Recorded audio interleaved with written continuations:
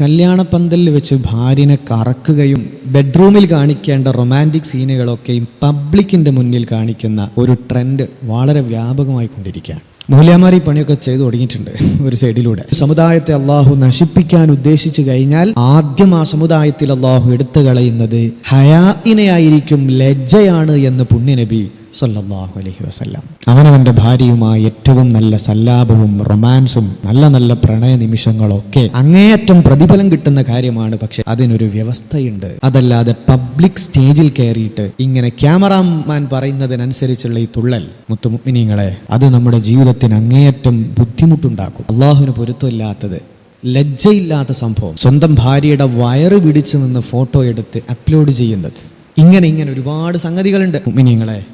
അതിലൊക്കെ നമ്മൾ ഒരല്പമെങ്കിലും റബ്ബിനെ സൂക്ഷിച്ചാൽ പിന്നീടുള്ള ജീവിതത്തിൽ നമുക്ക് സന്തോഷിക്കാൻ പറ്റും.